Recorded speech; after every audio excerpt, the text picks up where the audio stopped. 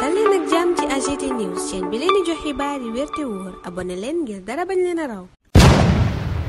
AGT News. complot, trahison, prison moo di ñetti baat yi nga xam ne jamono ji moom la ñuy ëpp lu ñuy dégg ci lu ñeel langum politique fii ci réewum Sénégal. Ousmane Sonko leader bu Pastef mi ngi ci kaso bi jamono ji ñu toll nii jàpp na ne dañ koo comploté depuis le début jusqu'à présent ngir xañ ko bokkam ci élection présidentielle yu atum 2024. li tax ñu ne trahison mooy que ne waa Pastef li ñu jàpp mooy ñenn ña ñu àndaloon depuis le début di xeex ba tey jilee dañ leen a dal di war mën nañ cee lim waa taxaw bi nga xam ne Khalifa Sall moo koy jiite ànd ci ak Barthélémy Diaz, Aba Mbaye ak ñoom ñi ci dal di nekk ñëpp. waa PDS itam àndoon nañ ci élection yi nga xam ni moo di palum député yi def intercoalition Yewwi Wallu ba tey jilee ñu am benn limu député ci opposition ba ca biir assemblée nationale boo xam ni Sénégal musu koo am. baatu prison Ousmane Sonko jamono ji mooy borom ndax moom moomee ma nga ca kaso ba nekk ca Sébi Xotaan mu di nag champ lexical bi nga xam ne fan yii nii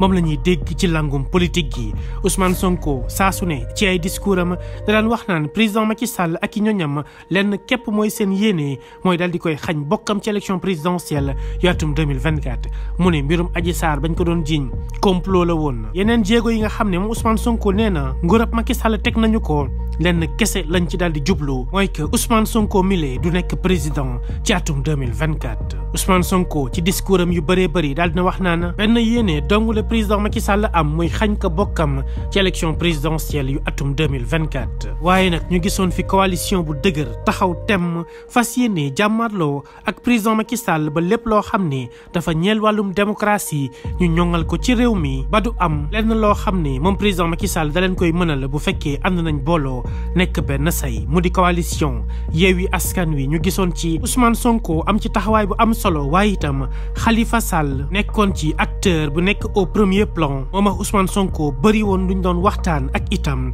ay jéego yuñ daan tegandoo. ñu dem ba dialogue national daal di ñëw taxaw féewaloo daal di am seen diggante Ousmane Sonko tuddee ko dil politique waaye tuddeewu ko dialogue politique. Khalifa Sall ne déedéet du dil nekkul itam compromission lenn dong la mooy que ne am réew am na fu muy toll lépp dañ koy waxtaanee teg ko sur la table. Ousmane Sonko ne déet du ma ñëw ñi nga xam ne itam ñu ci bëri ñoo nekk ci opposition bi lànk téye seen yoxoo ne duñ dem ca boobu lépp dialogue. waa Pastef jàppee ko ni trahison la ndax ñoom lenn képp la ñu séntu mooy seen intérêt nañu bokk ci élection présidentielle yu atum 2024 waaye Ousmane Sonko moom nekkul seen ëpp yitte. lu ni mel moo wëy di wëy ba nga xam ne moom Khalifa Sall gisatuñ ko ci ñi nga xam ne ñooy toog ca table saa su nekk bu ñuy def conférence de presse ca biir Yewwi Askan Wi. dem ba yenn activités yi duñ ko yëgal ba moom Khalifa Sall na mu demee ca dialogue ba dikkaat ba tax na am na ay modification yu bëree bëri ay coppite yu ñu fas yéene def ngir moom Khalifa Sall ak Karim Meïssa Wade daal di mën a bokkaat ci élection présidentielle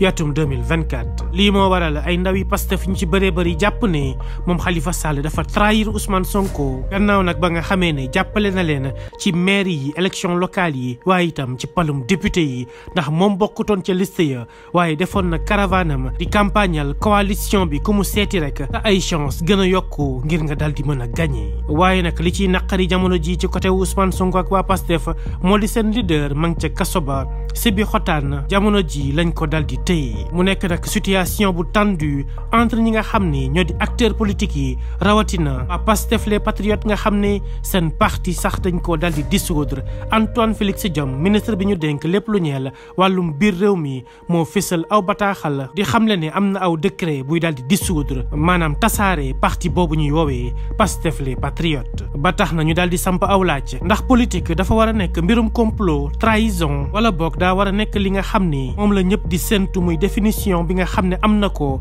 muy l'art de gérer la cité mu di pouvoir comme opposition ñoom ñëpp benn yéene lañ war a mën a am mooy fexe ba sénégalais yi jafe-jafe yi ñu nekk ñu daal di koy fësal bu ñu noppee waxtaan ci ñu daal ci indi ay saafara. waaye nag ñëpp gis nañ langum politique gu Sénégal pouvoir ak opposition léeg-léeg pour boole leen sax ñu toog day nekk problème bu métti rawatina nguurab Macky Sall nga xam ne daanaka ñi nekk ci opposition bi ñëpp dañoo am benn bët buñ koy xoolee ndax dañoo jàpp ne dafa reculer loo démocratie ci réew mi waaye itam na mu yoree la ñu ko dénk dese naa mucc ayib. lan moo moo di solution bi atum 2024 Sénégal war naa am ay élection présidentielle tànneef bi ci ki nga xam ni moo war a nekk suñu juróomeelu président ñun sénégalais yi ñoo koy dal di def nañu xam bu baax fu ñuy teg suñu tànk ak kan la ñuy dal di woteel ngir ëllëg ñu bañ koo dal di rëccu war nañoo mën a am président boo xam ne dina dal di soucié wu ci suñu ay jafe-jafe jéem ñoo génne ci coono bi nga xam ne bés bu yàlla sàkk ñu ngi koy dal di dund ba tax na atum 2024 sénégalais bu ci nekk war naa sol dàllam jël carte d'identité am dal dem voté ji ca centre de vote ya dugg ci bureau am tànn candidat bi nga xam ne moom la yaakaar ne moo ëpp njëriñ ci réew mi dénk ko suñu aw nguur bu ko defee lépp lu waay doon wax naan métti na ko ci président Macky Sall mën na am mu ñëw dal di koy soppi kan lay doon kenn xamu ko atum 2024 la lépp di leer sénégalais yi ñu ngi koy waajal bu baax a baax waaye jamono ji ñu toll nii xëccoo bu métti moo am ci diggante ñi nga xam ne ñoo yore langum politique gi président Macky Sall war naa tànn ki ko war a wutu Khalifa Sall bëgg naa bokk Karim la même chose Ousmane Sonko ca kaso ba ca Sébikotane ay partisans am ñi ngi naan amul lenn lu ko mën teye mu bokk ci élection présidentielle yu atum 2024 yooyu le kan moo nar a wutu président Macky Sall kenn xamagu ko candidat yi nag bëri nañu lool waaye tànneef bi comme niñ ko waxee faw mu nekk lu mucc ayib tànneef buñ dul rëccu ndax atum 2024 virage la boo xam ne waruñu ko raté sénégalais yëpp war nañ cee mën a bàyyi xel ndax suñu am réew ñun rek ñoo ko mën a tabax. AGT News. Complot, trahison, mais aussi prison, ce sont les trois mots qui gangrènent la politique au Sénégal en ce moment. Quand on parle de prison, on pense automatiquement à Ousmane Sonko qui se trouve à la prison de Sébikotane, lui qui pense qu'il a été comploté par le président Macky Sall et son régime voulant tout simplement lui empêcher de participer à l'élection présidentielle de 2024. C'est la raison pour laquelle il pense que le dossier Adji Sarr et tout autre dossier qui a été lancé contre lui vise tout simplement à comploter contre lui et l'empêcher de participer à ces élections. Le mot trahison est actuellement employé par les partisans d'Ousmane Sonko qui pensent que Khalifa Sall, Barthélémy Diaz, Abba Mbaye et tout autre faisant partie de Taxawu Sénégal les ont trahis du moment où ils ont répondu à l'appel au dialogue du président Macky Sall. Khalifa Sall ne voit pas les choses comme telles, pensant qu'à un moment donné, il faut se réunir, discuter des questions de l'heure, quelle que soit ta position dans le pouvoir ou dans l'opposition. Mais à la place de dialogue national, Ousmane Sonko et ses partisans pensent qu'il s'agit d'un deal politique mené par un système déjà en place depuis les années 60 et qui ne fait que changer d'acteur principal par rapport à ceux qui le composent. Mais la question que nous nous posons, c'est de savoir si la politique